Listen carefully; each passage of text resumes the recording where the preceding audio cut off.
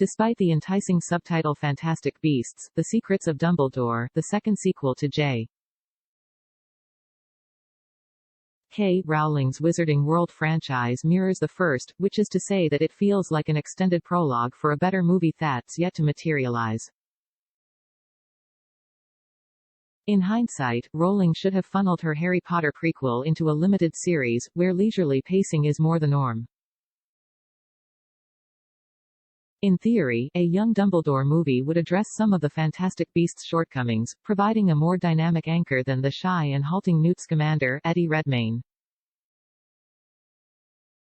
Moreover, Rowling has added more list help this time around, teaming not only with director David Yates but co-writer Steve Kloves, another veteran of the Harry Potter franchise.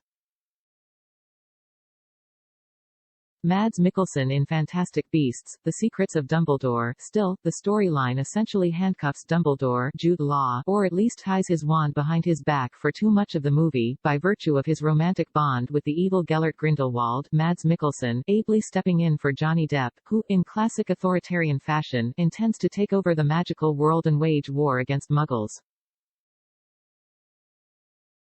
The references to their past relationship are relatively chaste, but were apparently still too much for Chinese censors. Because Dumbledore can't directly confront Grindelwald and his minions, he must recruit not only Newt but an eclectic group of wizards and witches, as well as Newt's Muggle pal Jacob, Dan Fogler. But other than Jessica Williams' enhanced role as Eulalie, Lally, Hicks, sporting a 40s gangster accent that takes some getting used to, they're a fairly nondescript bunch.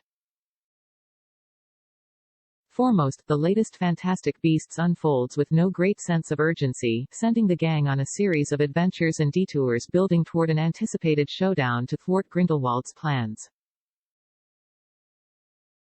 Having played villains in James Bond, Marvel and now Harry Potter movies, Mikkelsen advances his bad guy Hall of Fame credentials, and when he sneers, "With or without you, I'll burn down their world," he introduces a sense of menace that outshines most everything else in the film. Yet even with that contribution and the characteristically impressive production design and effects, Fantastic Beasts seldom sparks to life.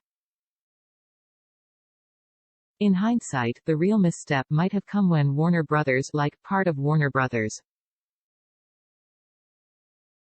Discovery, let Rowling outline a 5-movie format, as opposed to at most a more conventional trilogy, although Variety has reported the 4th and 5th installments could depend on how well Secrets of Dumbledore performs at the box office.